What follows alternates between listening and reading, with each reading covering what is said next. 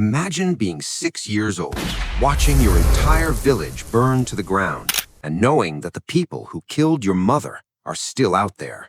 Most children would be paralyzed by fear, but this boy, he picked up a weapon.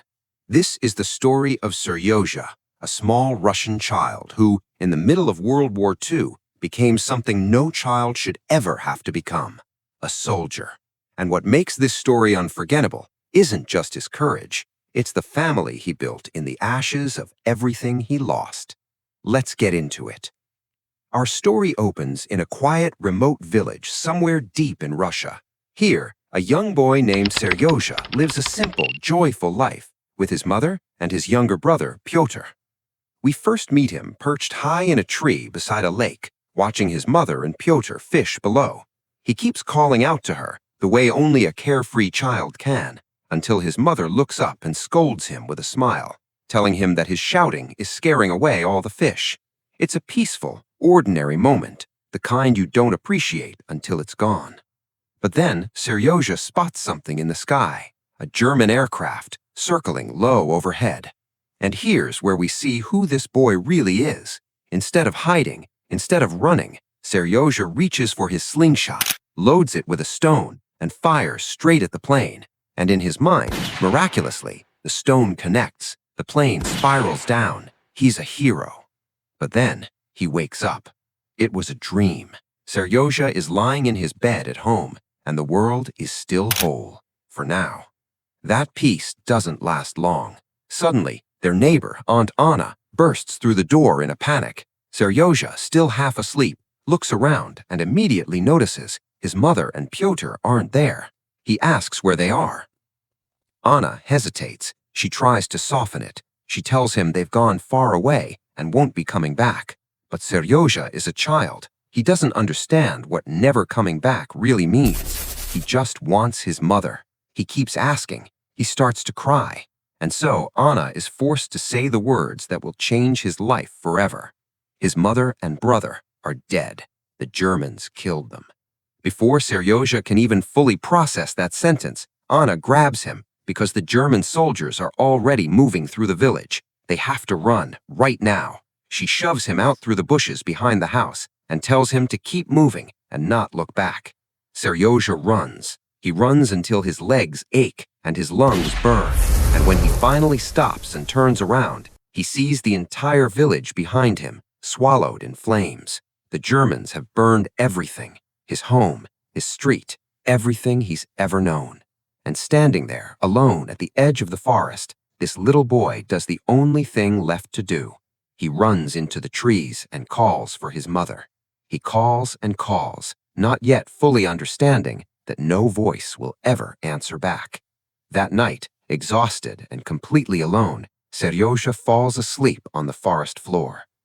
When morning comes, Seryozha wakes up hungry and thirsty. He hasn't eaten since the previous day. He begins walking through the forest, searching for water, and then he freezes. German soldiers moving through the trees, just meters away. In an instant, everything clicks inside his young mind. These are the people who took his family, and if they find him, they will take him too. He presses himself silently against a tree and doesn't breathe.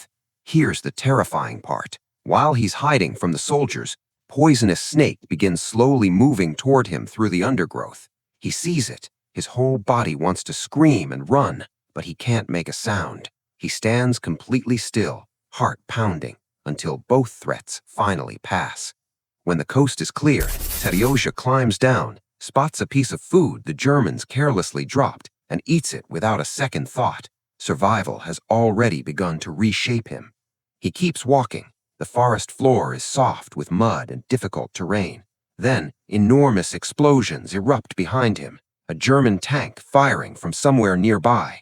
Tank shells crash through the trees all around him. In what can only be described as a child's desperate act of defiance, Seryozha picks up a stick and waves it at the explosions, as if daring the Germans to come for him. The firing pauses. He finds shelter and tries to sleep. Not long after, a Russian patrol passes through that same stretch of forest. One of the soldiers spots something on the ground, a small boy, curled up in the dirt, covered in minor wounds. They pick him up, and carry him back to the camp. When the battalion commander, a man named Nikolai, sees this child, battered and alone in the middle of a war zone, something inside him shifts. He immediately orders his men to care for the boy. When he sits down beside Seryozha and gently asks his name, the boy breaks down completely. He's taken to the field hospital, where a nurse named Katya tends to his wounds. The two form an immediate bond. Katya is warm and gentle, and Seryozha follows her like a shadow. Through their conversations, he learns that Commander Nikolai is something of a legend, a decorated war hero who carries a special pistol awarded for acts of extraordinary bravery. From that moment on, a dream takes shape inside Seryozha's heart. He wants to be a commander, just like Nikolai when he grows up. Meanwhile, outside the camp, the war never stops. The Germans launch another surprise assault. Under Nikolai's leadership, the Russian soldiers fight them back, but the cost is heavy. Several men are wounded. The commander himself takes a hit and ends up in the hospital. When he visits Seryozha during recovery, the boy asks to hold the special pistol. Nikolai hands it over. Watching Seryozha grip that weapon, small hands wrapped around something far too large for him, you can see the determination crystallizing in his eyes. He's not just a lost child anymore. He's becoming something else. Here's where the heart of the story really begins. Katya goes to Nikolai with a request. Let Seryozha stay. The soldiers have grown attached to him. He brings something to the camp that the war has stripped away. Warmth, laughter, a reason to keep going. But Nikolai is practical. Seryozha has no living relatives. This is an active war zone. The most logical, responsible thing is to send him to an orphanage where he'll be safe. Katya pushes back. She argues she can take care of him herself. Another soldier pulls the commander aside and frames it differently. Every man in this camp, he says, left behind a wife and children when they went to fight. Seryozha has become their child. If you send him away, you might lose something in these men that no weapon can replace. Nikolai listens. He understands, but the war doesn't care about sentiment. After a particularly brutal German assault, one that leaves the camp devastated, he makes up his mind. He writes the letter. Tomorrow, people will come to take Seryozha to the orphanage. The next morning, Nikolai goes to the boy. He has the letter in his hand. He opens his mouth to speak, and nothing comes out. Because in the weeks since finding this boy in the forest, the commander has become something he didn't plan on becoming, a father. Before he can say anything, Seryozha looks up at him and says, "I've been waiting for you. I kept praying you'd come back safe." Nikolai is silent for a long moment. Then he asks, quietly, "Will you be my son?" Seryozha doesn't even hesitate. Yes. The orphanage letter is torn in half. The entire camp erupts in celebration. From that day forward, Seryozha is one of them. The soldiers pool their extra clothing and craft him a proper uniform, boots, jacket, everything. When he puts it on for the first time, his face transforms. He stands straighter. His eyes go serious. He belongs somewhere again. His name among the troops becomes Soldier Boy. He takes his role with complete sincerity. He wakes up early. He reports for duty. He asks the commander for missions, and Nikolai obliges.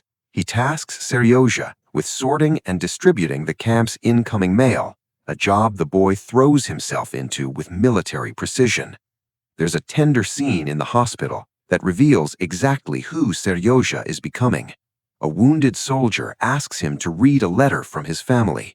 Seryozha is only 6, he can barely read, but rather than admit this and deflate the soldier's only moment of hope that day, he holds the letter up and begins reading from imagination. He tells the soldier his family is praying for him every night. He says their cow is producing more milk than ever. The nearby soldiers realize immediately that he's making it up, but no one says a word, because the laughter spreading through the ward, the pure, disbelieving joy on the wounded man's face is more medicine than anything in the hospital. Seryozha sings to them. He sits beside them. He makes them forget, even briefly, that they're in a war. Then comes the moment that turns Soldier Boy into a genuine war hero. Using the binoculars gifted by a soldier earlier, Seryozha scans the field beyond the camp, and he notices something, a patch of hay some distance away, with a foot gently shifting inside it. He runs back to camp and reports what he saw. Some soldiers are skeptical. He's a child after all. But Seryozha insists. He guides 3 soldiers, Andrei, Zharkov, and Vanya, back towards the hay, reading the terrain the whole way. They approach quietly. On Seryozha's recommendation, they set fire to dry grass near the haystack, creating a wall of smoke. And sure enough, unable to breathe, a figure stumbles out. A German spy, hidden right at the edge of their camp, almost certainly feeding information back to German command about troop positions and patterns. Seryozha's observation just prevented what could have been a catastrophic ambush. The story spreads through the camp in hours. Nikolai beams with pride, and Seryozha, who has no idea the scale of what he just did, goes right back to delivering letters. Nikolai comes to Seryozha with news. He has formally petitioned the Russian government to adopt him as his legal son. The government approved it. Seryozha is officially his. The boy's reaction is immediate and completely on brand. He grabs Nikolai by the hand and drags him straight to Katya, insisting she needs to know. Because Seryozha, with the emotional intelligence that only a child who's survived loss seems to develop, has seen what the adults around him can't say out loud. Nikolai likes Katya. Katya likes Nikolai, and neither of them will just say it. So he engineers it. He runs to Katya one day, breathless and panicked, telling the commander is desperately ill and can barely eat. Katya drops everything and rushes to the commander's side, only to find him sitting perfectly upright, completely healthy, staring at her arrival in total confusion. Seryozha watches from a safe distance, deeply satisfied. It still takes Nikolai several fumbling attempts to say what he means. He eventually lands on a rather roundabout proposal. If you became Seryozha's mother, then since I'm already his father, that would mean... But Katya accepts. The camp has its family. Then orders arrive. The entire battalion must pack up and move to a new position. A massive offensive is being organized against the Germans. The night before departure, there's one more near disaster. A dog sled joyride that takes Seryozha straight racing towards a minefield at the camp's edge. A quick-thinking soldier on a bicycle intercepts just in time. On the march to the new camp, the Germans ambush them on the road. It's brutal. Men Seryozha knew, men who laughed with him, taught him things, let them read their letters, fall in that ambush. He watches it happen. There is no time to grieve. The march continues. At the new base, the general in command is immediately struck by Seryozha. When he submits a meticulously detailed report on spacing gaps between every soldier in the regiment, a task Nikolai assigned him to keep him busy, the general reads it with genuine astonishment. He awards Seryozha a military badge alongside the rest of the battalion. That same night, the Germans launch the largest assault yet. The camp is bombed heavily. When the smoke clears, Nikolai is buried beneath the rubble of his collapsed command cabin. Seryozha, frantic, screaming for help, claws at the debris with his bare hands until soldiers come running.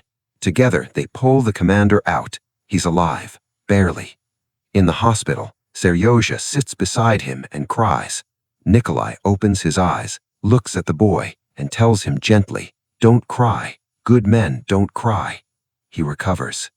In the battles that follow, Seryozha is no longer just watching from the sidelines. He walks through live fire to carry ammunition directly to soldiers pinned down in the fighting. He repairs a severed telephone line under enemy bombardment, a line that once restored allowed Nikolai to call for reinforcements that turned the tide of the battle. A 6-year-old repairing a communication line under artillery fire. The war, as wars eventually do, ends. Seryozha, soldier boy, fights in several more battles alongside Nikolai, and they win every one. When the guns finally fall silent across Russia, his name has traveled far beyond a single regiment. He is known throughout the country. The boy who lost his mother wandered into the forest alone and found something worth fighting for. Not revenge in the end, but family, belonging, purpose. He spends the rest of his life with Nikolai, Katya, and the family they built out of the wreckage of war. Some stories end with victory. This one ends with something rarer, a child who was saved not by any single act of heroism, but by the stubborn, radical decision of a group of